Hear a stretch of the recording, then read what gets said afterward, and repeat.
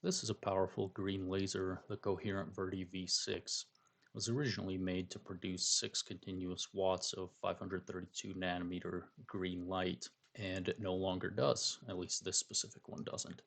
Some broken optics inside the laser head compromised beam alignment, so green light is no longer produced. But pretty much everything else in the system works fine, including the high power diode pump. Before I sell it for parts, I figured we could take a look inside and play with it a bit. And as it turns out, the diode pump has some serious kick to it. These coherent Verdi laser systems consist of two major subsystems. The large power supply box here on the left houses the electrical power components and diode pump, and the laser head on the right houses the optics train that transforms the diode pump laser light into the final green laser light output. The left side inside the power supply is dedicated to converting the incoming 120 volt AC line power into low voltage, high amperage DC power, which is used to drive the diode pump. Something along the lines of 1 to 2 volts and up to about 35 to 40 amps. The DC power is then sent through this filter board, which ensures the stability of power being provided to the diode pump. This is critical to maintain a precise and stable laser output downstream. If the diode output light varies in power, everything downstream is affected. From the filter board, we finally get to the first optical component of the laser. DC power is fed into this golden box, which houses the 40 watt 808 nanometer diode pump. The diode itself is instrumented for tracking temperatures.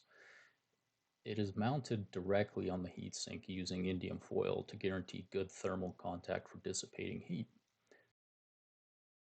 We can see the large aluminum finned heat sinks below the diode housing. Notice that there is a second aluminum heat sink on the left, which is empty currently. It's because these systems are set up to be able to have up to 2 diodes for the higher output model Verdis. The output from the diode is guided by fiber to the laser head where all the fun fancy optics are. Let's take a look into the laser head a bit. First, we need to remove the cover, which hermetically seals all the optical components. This is quite the thing of beauty. Extreme precision and material quality was used to build these lasers.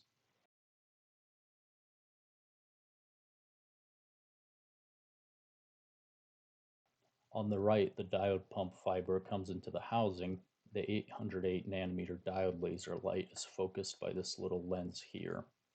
The focused diode light now enters this vanadate crystal, which converts the incoming 808 nanometer light into 1064 nanometer light, the first bit of optical magic. The 1064 nanometer light from the vanadate crystal is guided into the LBO crystal housed in the cylindrical oven, which is kept at 150 Celsius nominally. The LBO crystal frequency doubles the 1064 nanometer light, converting it into the final output of 532 nanometer green light of the Verdi laser.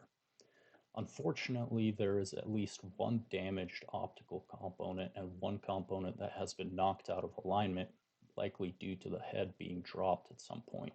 Because of this, the optical train no longer functions. But the diode pump part of this thing is still fully functional, which means we can have some fun with it. I've removed the diode pump fiber to play around with the outgoing infrared light to see if we could burn some things with it or cut some things. The trick to getting this to work is you have to keep everything else from the power supply hooked up to the laser head. The power supply is constantly receiving feedback signals from the hardware in the head, and so it will not drive the diode without that feedback. So we're basically tricking it here. Here's the general setup. I've also removed the fiber focusing lens to get a nice tight light spot onto the graphite crucible on the left.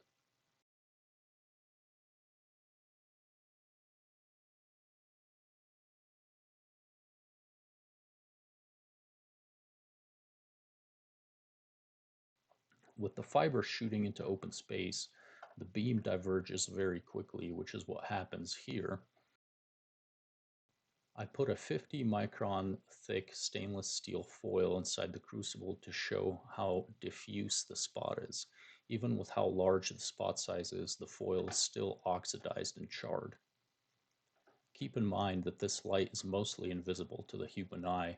It is coming through on camera because the sensor is sensitive in this region of infrared light, but it is actually invisible to me. Now let's see how the spot size is affected when we add the focusing lens from the laser head. As I move the crucible closer to the lens, the spot is shrinking, so we are getting closer to the focal length.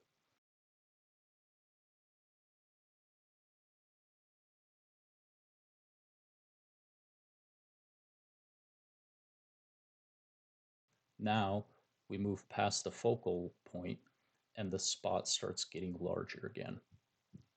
The effects of the diode laser light will be most intense at the focal point, so let's burn some stuff.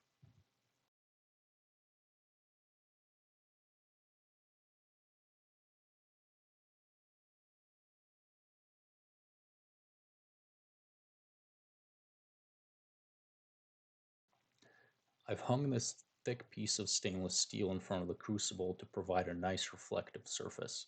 Let's start with some 50 micron thick stainless steel foil that I showed before. Check out how easily this thing cuts right through it.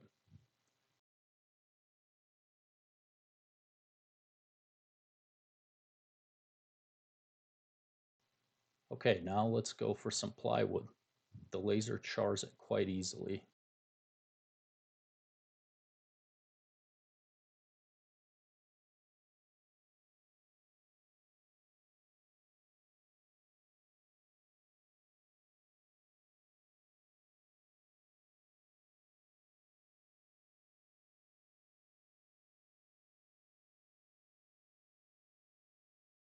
If I pause for too long, it begins catching fire.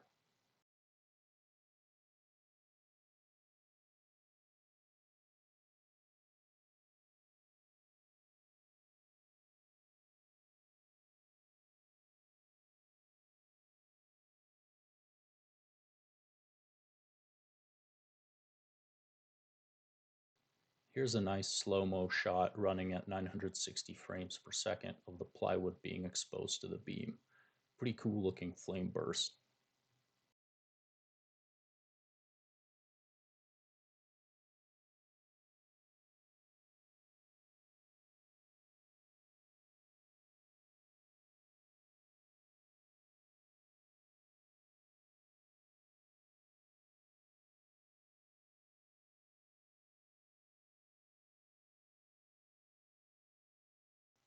Well, that's about it. I just wanted to show this laser before I throw it to the eBay gods for judgment.